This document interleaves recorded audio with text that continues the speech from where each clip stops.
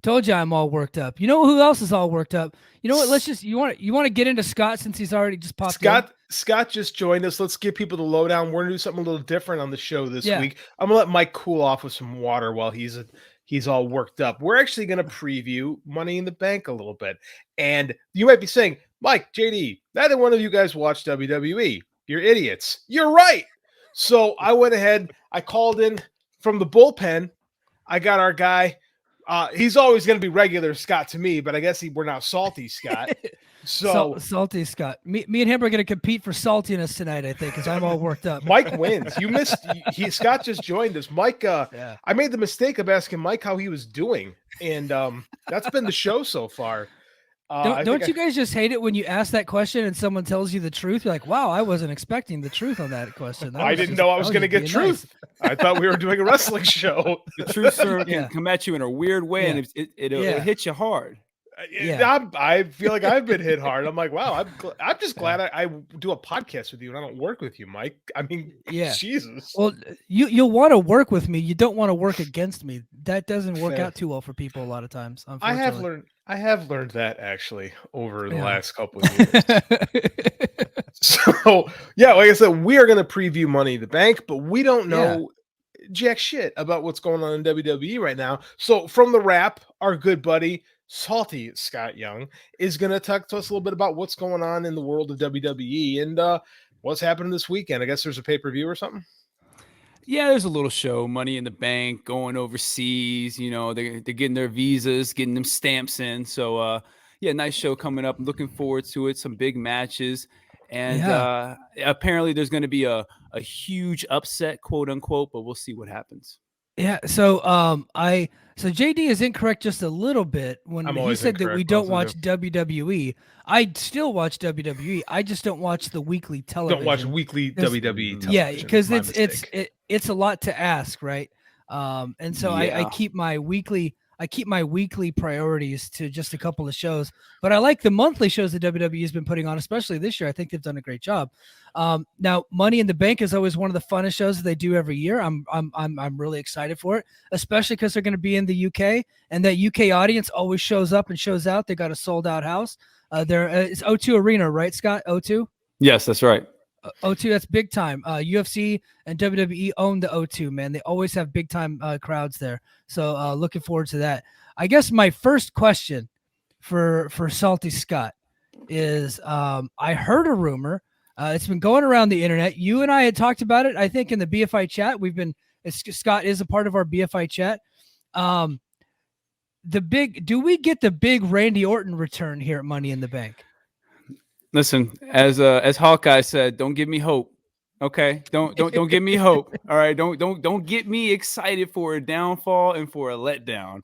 All right, I hope so. I've heard, I've seen that his dad said he's feeling great. He could be coming back. We'll see what happens. What better audience would there be for him to make his return? What better place for him to get a great reaction than that audience? I think they would go crazy for Randy Orton, especially if we get 2 or 3 RKOs. Unfortunately, I feel like if he does return, he's going to be a heel. And at this point, I don't know if people really want to boo Randy Orton and they're going to try to make him a heel against Riddle. That's what I feel like is going to happen if he returns. I don't know, man. I wouldn't trust Cowboy Bob. That guy walked around with a cast on for 2 years, and I don't think his arm was ever broken. Quite frankly, I think that if Cowboy Bob were to appear today, he would have that cast on his arm. I get the feeling that he would. Yeah. Listen, he fell down. He fell down and re-injured himself right before TV. It just always seems to happen. Yeah. Well, so I'm going to run down the card in a little bit, but we got the big IC title match between Gunther and Riddle. And people are maybe like this isn't like an actual rumor from credited journalists, right? This is just people that are talking online. Okay. But I find that to be a little bit interesting. Sometimes where there's smoke, there's fire. Other times there's not, and that's okay. I think it's a fun thing to talk about. I think this would be the spot, but you think that if they did bring him in, it would be to attack Riddle and cost him the match and not to help him win the match and then do like a slow burn, down the road where you do either an Orton turn or a Riddle turn. Because I think you're right. I don't think that you turn Randy Orton heel anytime soon. So my initial thought is Randy comes in, helps even the numbers game out, hits a couple RKOs on Imperium, and this could be the quote unquote big upset we get. Riddle wins the title from Gunther. And after the match, when everybody's going crazy, they're hugging it out, then he just drops him with an RKO. That's kind of my mindset of how I see it going. And Orton's like, yo, I'm a dick. This is what I do. I just want to take your title because you won. I'm just a dickhead. So that's kind of how I see it going. I don't want it to go that way because I think at this point, Orton is a legacy guy where people just want to cheer him. They just want to see him go out and have good matches on his way out. Yeah, same here. And plus, when people are gone for a long time, that initial pop that they get back is usually huge. Right. You want to ride that wave for a little bit, but Randy Orton is always better slotted as a heel. I think the most success that he's had in his career has typically come as a heel. Although that final run that he had before he got the back injury with him and Riddle as baby faces, I thought they were onto something there. Yeah, I'll be honest, I was like completely against that formation of a tag team. It's like, they're wasting Riddle. He's a joke, and now they're bringing Randy Orton down to his level. But the bastards had magic, right? And they really clicked and they really connected. You know what it reminded me of? And I don't know if you were watching back then, JD, you might remember this, but just randomly, like WWE paired up Booker T and Goldust back in the day. I remember that in 2002, where Goldust was a bumbling idiot and Booker T was like the straight man.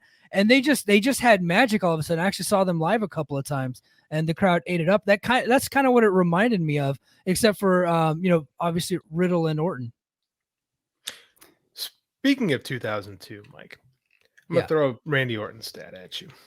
Okay. Randy Orton debuts in 2002 with WWE, right? It's 2023 right now.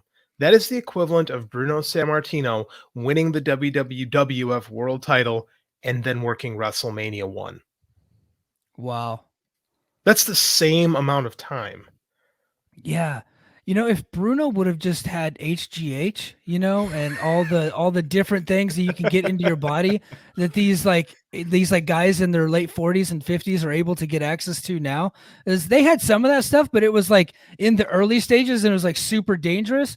But now like 60-year-old dudes look like they're 35 because of the things that they can pump into their system. And a lot of those things are actually perfectly legal right now. You just go to an anti-aging clinic and you're good to go, right? No big deal. It's just weird. I just watched Sting go through 2 tables this week, right? On two non-consecutive occasions. So crazy things are going. By the way, his son David Sammartino found plenty of the physique altering chemicals, which was bone of contention. Yeah, he did. Yeah. And if anybody knows their way around that type of stuff, it's Mr. I'm on 2 strikes Orton. And that's my guy. Oh, yeah. Let's keep it 100. He'd been on 2 strikes since 2009, just kind of walking that razor's edge of that 3rd strike the whole time. He's been fouling off balls, staying at the at bat. You got to give him credit. He knows how to stretch out that at bat and not get knocked out. It's like the thing, if you're a star and people like you, you tend to get away with a lot, and Randy Orton is certainly that guy. So funny is I saw him for the first time in 2002 before he ever debuted on TV, because I think he debuted after WrestleMania a little bit later that year. But I saw him in a match against Christian at a house show. Also on that show was before he ever made it to TV was Brock Lesnar versus Mr. Perfect. So Springfield, Missouri back in the day. As long as we're comparing sizes, 2002, I was at the Cena Batista debut, double debut at a SmackDown from, I believe it was June. Yeah, right around, probably sometime around this week. Wow. June of 2002, 21 years ago. Now I have to go die because I'm old. All right. Since we're in the contest, let me.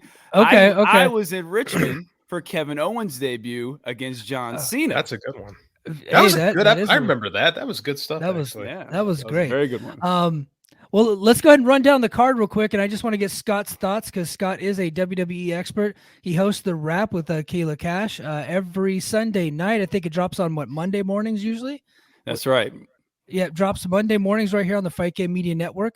So we got the main event. We got Roman Reigns and Solo Sikoa versus the Usos. This is going to be heated. This is insane.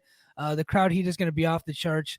The Usos are going to be cheered. The Bloodline, I guess whatever's left of the Bloodline, Roman Reigns and Sikoa, they're going to be cheered and booed at the same time. Scott, who do you think is going to take this one? This is so. I've really gone back and forth because they've already established that Solo will lose because he's taken multiple losses as it is. So they'll establish he loses. It's hard for me to see Roman losing 2 matches in a row, regardless of whether Solo takes the pin. It's hard for me to see him losing 2 matches in a row. But then again, Jey Uso is in the match, and that is the story that is really here. Jey versus Roman. That's where this whole thing started, and I think that's where this whole thing is building to, is that singles match. I'm gonna say Jey Uso pins Roman Reigns in London. Oh man, I think that's a pretty hot take. I will come on your show and I will sing your praises and I will admit that I am wrong, but I have never been so certain of anything in my life that will not happen. Okay, Scott, that was at 18:30 of this episode, so we'll go ahead and write that down. No, we're telling Jeremy to clip this whole thing for YouTube. This is gonna live on. I will come on and admit and I will watch Raw for a month. Whoa! Oh shit! Whoa! Wait a minute! Yeah, wait a minute! Hold on! Yeah, you heard me. Well, hey, hold on! We raised the stakes a little bit. Hold on. Going crazy. Let's let me see how confident you really are. I'm confident. Let me get 2 weeks of NXT. Oh, whoa. Come on. Hey, they just took the greens off the show, right? Come on now. Yeah. All right, you got me. You got 1 month of Raw, 2 weeks of NXT, if that happens. Oh, wow. But you gotta put something up now too. Yeah, what are you putting up, Scott? What are your stakes? Listen, you tell me. You tell me what is equivalent to you watching a month of Raw and 2 weeks of NXT. 4 weeks of Impact. No, and hold on, and you have to jump on for the Slammiversary post show with me. Oh, yeah, that's good, Mike. Nice job. Yeah. I'm in there. Oh, the deal is set. We got a bet. The deal is set. Deal. Hey, Jeremy, you got your clip. You got your clip right here.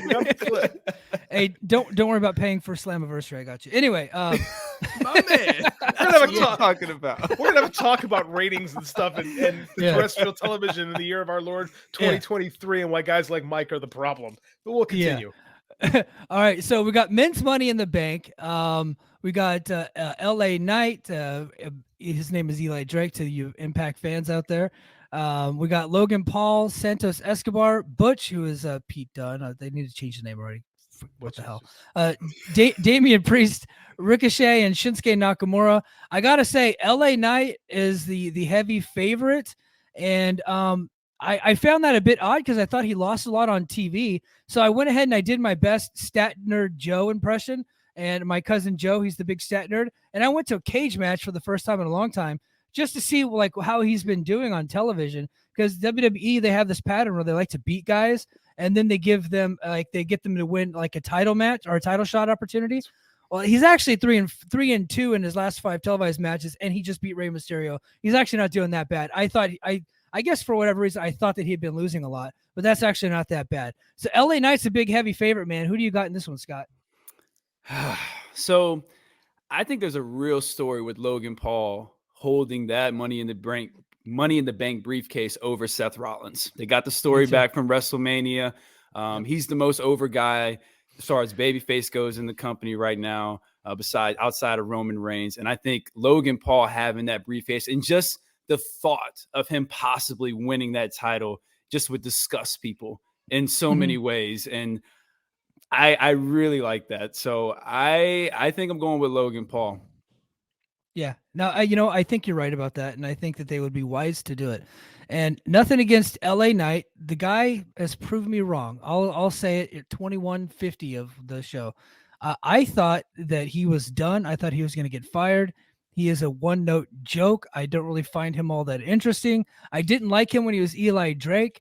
In fact, I celebrated when he got fired from Impact, even though I felt like he was right. And I'll tell you why he got fired from Impact. If people don't remember, in 2019, Impact decided without telling him, and they knew his stance on this, he was uncomfortable doing intergender matches, but they promoted a match with him and Tessa Blanchard in 2019 before the whole Tessa fiasco happened. They promoted the match online and tagged him in it, saying he was going to wrestle Tessa at this upcoming TV taping. And he quote tweeted him. He's like, "Hey guys, I'm not doing that. I don't do intergender, but I'll wrestle anybody on the card. And Tessa's a fantastic worker." And then they immediately fired him for bashing the company in public. I was on his side for that, because if he feels uncomfortable doing something, you shouldn't put him on blast like that in public. He was right in that situation, although I'm not a big fan of his work. So I'm happy for him to see that he's actually doing well, because that was a shitty situation that he's overcome, and he's come out way better on the other side, because he escaped a really bad situation there. So I am excited for him, even though I'm not a big fan of his work. I see him doing big things. The guy is over. You got to give him credit, man. The guy is really over. One thing I'll say is that basically he is LA Knight has just imported the Eli Drake character, right? Like he's pretty much the same dude he was in Impact, where he was not really a top guy, like kind of always hung around the top, and he was there for what, 4 or 5 years? Like he was in Impact for a while. And to say that he would go, I remember when he would show up in NXT, people were like, really? Eli Drake in NXT? Weird. And now to see where he's at. Yeah. I mean, to see that he was able to succeed just being himself is like a 1,000,000-to-1 story that I don't think gets enough credit for the fact that he was able to literally just kind of do his thing that he'd been doing in NXT, or excuse me, in Impact for years, and bring it to WWE main roster and become one of their biggest stars. Like that's, you have to give the guy credit. And no, I agree with you. I've never been a big fan of LA Knight, Eli Drake's work. Yeah. Yeah. So next we got the women's Money in the Bank. We got Zelina Vega, Becky, Zoey Stark, Bayley, Io Sky, and Trish Stratus. So I guess my question: why is Trish Stratus in a ladder match at this stage of her career? What the hell are they trying to do here? I don't know. And Zoey Stark's in the match, so she'll take all the bumps. I'm see, this is where I don't think the legend needs the belt. I don't think Trish Stratus needs the briefcase here. This is actually where I really think that big upset might happen. I think somebody like Zelina Vega could win this briefcase because everybody kind of counters each other out. Bayley and Io Sky, they kind of cancel each other out. Zoey Stark, Trish, and Becky, I see them canceling each other out. It really just leaves Zelina Vega, and they've kind of been giving her a little push with her having that match with Rhea Ripley. The LWO is over. She's somebody who can lose. They've really been pushing and harping on every woman who has cashed in has been successful. And whenever WWE starts harping and really pushing something home like that, the opposite is about to happen. So I think this could be the big upset. Zelina Vega wins the briefcase. Here's a question. That's interesting. I'd be shocked with that. Go ahead, JD. I'm with you on that, Mike. Here's a question. What is the purpose? Now, maybe I'm just so out of WWE loop that for me, I'm struggling with this. What is the purpose of the Money in the Bank briefcase? Is it just a crutch, or is it literally to set up a legit contender, right? And is Zelina Vega, like, because you got some top performers in this match, are we ever going to see Zelina Vega on that level? So I don't think so. And I do feel like this year it is more of just a kind of a prop match, a match to, hey, we'll give Zelina Vega this big win. We're going to set her up to get fed to Rhea Ripley. And that's just what I see coming for. Because I don't see Trish winning, because I don't see Trish going after Rhea Ripley or Asuka. I don't see that match happening.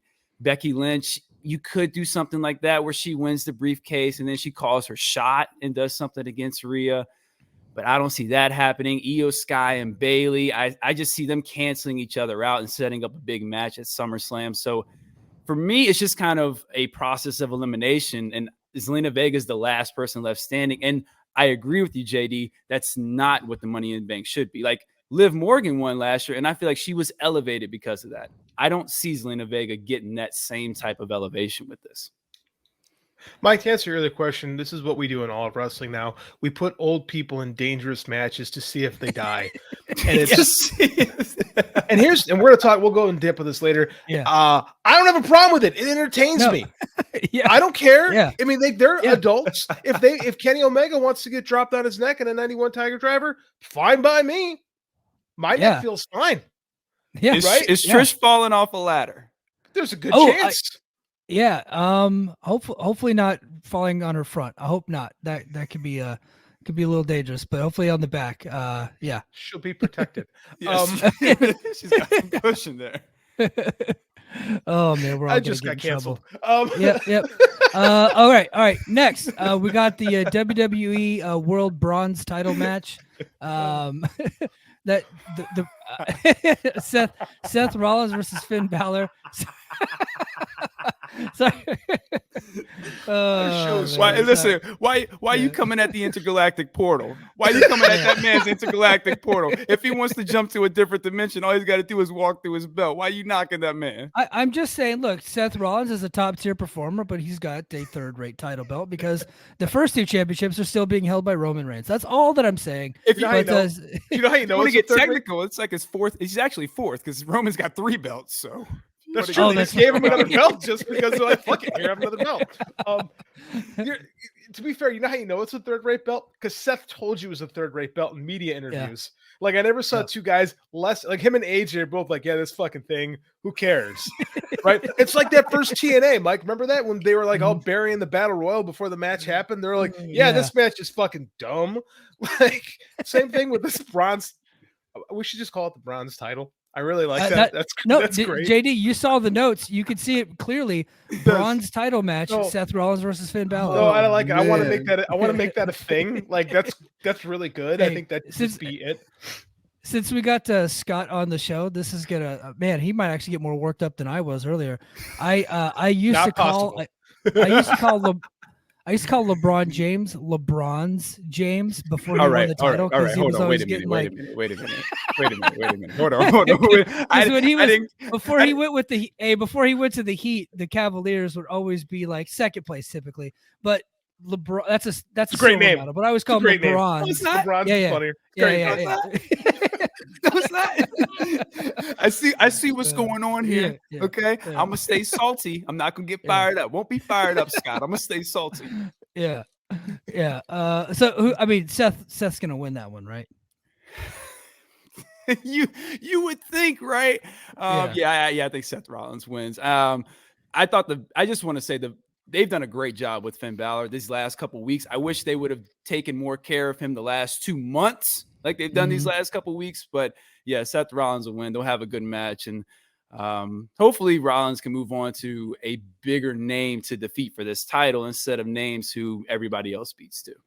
I mean, that's kind of what WWE's always done is they heat guys up so they get some steam on them just before the match. I mean, it's not like Vince Sr. used to book where you spend months building up the next challenger. You know, they just don't do that and haven't for quite some time. So it's, I mean, like, and you have to establish, because Seth has to be the greatest world champion ever. He needs more than a month before Michael Cole can start calling him that when he comes out with the bronze title. So you have to have, so he has to win at least a few of these things. Scott, who is that guy? Who do you put Seth? Who's interesting? Like, who's a guy that he hasn't worked with a million times you could actually program Seth with to make these matches interesting for this bronze belt? So I think double for B. Me, the double B is not bad though. See, I like that actually. So for me, I feel like I'm in a holding pattern because I think the only big name that you have left that's not a Roman Reigns is Drew McIntyre. Like, I feel like Drew McIntyre is the one guy who can come back and be a serious threat and somebody you could be like, yeah, I could see him beating Seth. I could see them getting behind Drew and really beating Seth Rollins and having a good run. Because let's be honest, I think Drew is owed a nice title win in front of people. He did a great job carrying the company during that pandemic. I thought he was fantastic as a champion, and not necessarily owed, but I think he's a good enough star where if he got the win now, I think people would fully embrace it, whether he was heel or babyface. So he's somebody who I think is on that level where he can really bring some validity to that title. So we can try to at least get it to the silver. What about Gunther? And that's who I was going to ask about, because we were talking about, we're going to talk the IC title match next. So if Riddle beats Gunther, they get that title off of him. Could you see him getting elevated to a program with Seth? So I hate that WWE does this, that he has to take this loss and then move up, because if Gunther moves up, I don't want him to lose. Like, if he goes after the title, I want him to win and have another reign just like this. Like Well, that's why you have Orton fuck him out of the title, right? I mean, it's easier that way. Orton comes in, bang, Diamond Cutter, RKO. Sorry, Diamond Cutter. I'm old. Diamond Cutter, my man. RKO our on age. Imperium. RKO on Imperium while the ref is down. There's going to be a ref bump a couple in this show, and then boom, RKO on Gunther. Matt Riddle gets the victory, and then you set up your next program between Orton and Riddle, and then you move Gunther up to Seth. I could see something like that happening. Hit him with the Ace Crusher. Yes. Yeah, the Ace Crusher. Laurinaitis, that guy, that douchebag. Listen, I don't think you're wrong, and that is absolutely something WWE would do. That's just WWE 101 booking. Yeah, I just wish there was a way around it where like Gunther was like, look, let me trade in my title for a title shot or something. Like I just don't like the fact that he has to lose to move up to the title, and because I don't think he'll win like right now if he were to happen, and I want him to, whenever he does go after that title, I feel like it needs to be a one shot done deal. He needs to win the title. You know what the greatest concept TNA ever gave us was? Option C. Loved it. I disagree. What? Go. What? Yeah. Well, because I was still push the button. Upset push the button. Push the button. Hold on. Let me. I gotta find the button. Hold on, Scott. Just you stand by. That one. JD, stand by. We got yelled at for not pushing the button. Brace for debate. I disagree because I think that it downgrades the title that you have that you're currently holding if you go and then trade it in for another title. We saw it last year. We had the same debate, and I think you were on my side when Frankie Kazarian beat Speedball last year, right? He beat Speedball, and then he immediately cashed it in for a shot at the world title. Now, if you in this case with Gunther, right, it's a little bit different. You could say he's cleaned out the division, and now he's been moved up, right?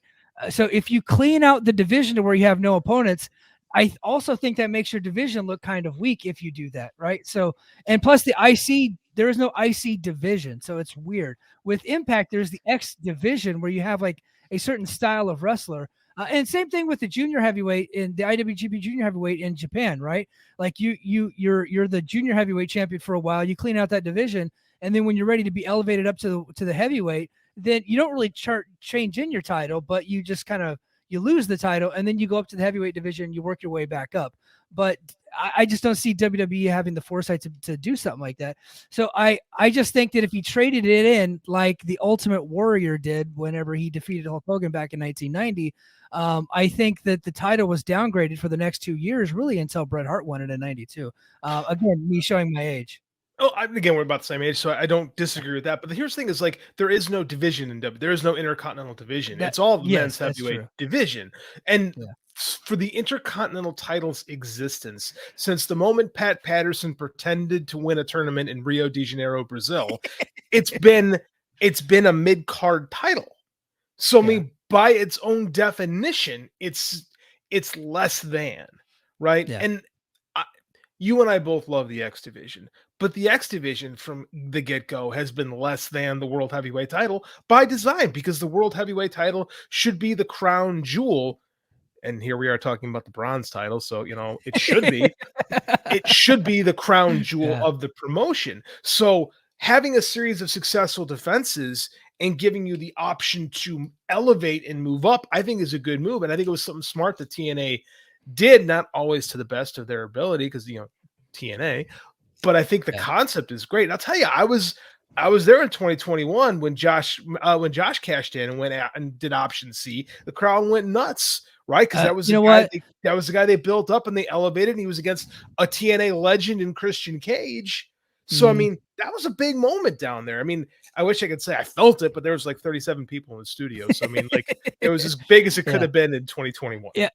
But it did seem like it was big on TV. So when Josh did it, I think it worked. I didn't like the way they did it with Frankie, especially when Frankie won it. And then he did option C, relinquishing his title that same night. Bobby Fish just went to the ring and asked if he could have a title shot, and he got one. So I was like, you didn't need to do that, dummy. You didn't need to give up your title for that. But if they do a storyline where Gunther wants a shot at the heavyweight title, and then Adam Pearce is like, well, in order to do this, this is what you have to do. And if he's willing to do that, I think that story could work. Maybe first off, I just want to say Adam Pearce sucks. Just throwing that out there. You will Just show slap some- iron. you will put respect on the former National Wrestling Alliance World Heavyweight Champion, sir. Listen, they have this dude looking like an imbecile out there. He serves no purpose. His role is he serves no purpose. Let me The just throw job that of out a there. WWE authority figure, not named McMahon, is to look stupid. He serves no purpose. So speaking about that, the mid-card title and cashing in and all that, I actually really like what NWA does. This will probably be the only good thing you hear about. Get me off say the show. NWA. I get it. I get it. But they with their television title, don't they have? Isn't there like a certain amount of title defenses they have, and then you get a world title shot? Brother, I have no fucking clue. I was going to say, I don't know. Okay. I'm not watching the NWA. I'm pretty sure that Okay. if you defend the television title like 6 or 7, some random number, whatever it may be, Right. you get the world title shot. I think that's something that you could I think- incorporate into it. You could, but I think when you do that, you back yourself into a corner because now you're kind of beholden to that, right? And you have to stick to it. It's kind of like the way I always felt about the rankings in AEW. I was just like, if you don't stick to those rankings, then they no longer matter. And we saw what happened; they no longer matter, and it just became a fodder for online debate. That's really all that it is. Because they pay you into a box. It stops you from being able to tell stories, right? Yeah. You need to have a guy who's dead to do those rankings right. And even Bill Watts's rankings were stupid too when they did them in Mid-South. Like, you need to have someone who's like, okay, this is our A story, this is our B story, this is our C story. Mhm. This guy has to be ranked this guy has to be ranked that. Which, when you're doing that, means that no rankings can really move for like a month, right? It's too hard. Not too hard, but it's too difficult to do that when I think you're a control freak like Tony Khan, who doesn't let other people do things. Yeah. Yep. I totally agree. So are we all in agreement that Gunther will most likely retain over Matt Riddle, or do we see an upset here? Yeah. No. Yeah. Okay. Gunther. Okay. And then women's tag title, we got Ronda and Shayna. So they're the unified women's tag team champions, right? Oh my god. And they're taking on Liv Morgan and Raquel. Is it Gonzalez now? Wasn't it a different name before when she was on NXT? Rodriguez, yeah. I almost called her Raquel Welch, but again, no, it's a 1960s joke. Anyway, Different. So, I mean, Ronda and Shayna are going to beat the shit out of these girls, right? Yeah, I think so. It's a little too late. Sorry, Ronda. I don't care about what you got going on right now. I'm happy for Shayna. I'm glad she's getting some love, but don't really care about what Ronda got going on. I got to be honest. I saw the finish of that match, and I thought to myself, "That looks cool." Like, I thought the finish looked all right. Team finish. The finish was real cool. It just didn't need to happen. I don't know why. Why did you need to tap them both out at the same time? In the middle That's of the ring? ultimate. People talk about Barry. They're like, that guy's Like, buried. what? They might have actually been buried on my national television. That's pretty bad when you get a double submission. Here's the question: why did they need those NXT titles? 1 on the main roster, 2 with Ronda and Shayna. I know they're trying to, because sometimes they feel like because again, the mercurial of Vince McMahon. Sometimes NXT is super important. Sometimes it's garbage shit that nobody cares about, and sometimes it's got to be really important again. So I mean, I can never tell. I should say that to our buddy Mask sometime. I think he would get a kick out of that. I can never tell what he wants to do with these things. Like, what is having? They're probably going to show up on NXT one time in 2 months with those belts. Like, what does that do? Nothing. Okay. Hey, listen, I'll go ahead and tell you, it won't do a goddamn thing because Ronda's not going to get pinned. Whenever they lose, it's not like Ronda's going to take the pin. No, Shayna's going to take that L. Absolutely going to take that L. Slam in the middle of the ring. She's going to get pinned by a Lash Legend at some point or something like that to lose the NXT title. You know what? I'm trying to think of the worst person I can think of. So the Wrestling Lash Legend this coming up Tuesday, right? Are they? I just made that. I just pulled it out of I made that up. I Are think they really? We're gonna wrestle soon. No, I don't. If she is, I haven't seen that advertisement, and that'll be something I'm gonna let Keela watch. Shout out to Keela Cash. I think Dave and Brian were talking about it on Wrestling Observer Radio. So they were talking about that match. They believe that's going to happen. So, because Lash Legend has a tag team partner, and Yes. they're prepping for a match with the Ronda and Shayna because they are trying to incorporate many main roster stars. We just saw, Braun Breaker just wrestled Seth Rollins, right? We just saw Baron Corbin just wrestled Carmelo Hayes. And so they're going to continue to bring these stars from the main roster and put them on NXT television. And I think Ronda and Shayna are going to be part of that. Well, good luck to, and I can't imagine Ronda working with some of these young ladies who are brand new to the business. And that's what I'm saying. Like, I can't imagine how this is going to go. I actually want to watch that, to be honest with you. I do too. The Bruiser Brody fan of me, this could be interesting. She's going to start tossing these girls around for real. I think I want to see that, actually. I may watch NXT. If that happens this week, I think I'm going to watch NXT on purpose. But hey, Scott, man, we really appreciate you coming on and doing the Money in the Bank preview. Why don't you drop your Twitter handle and tell us about the wrap?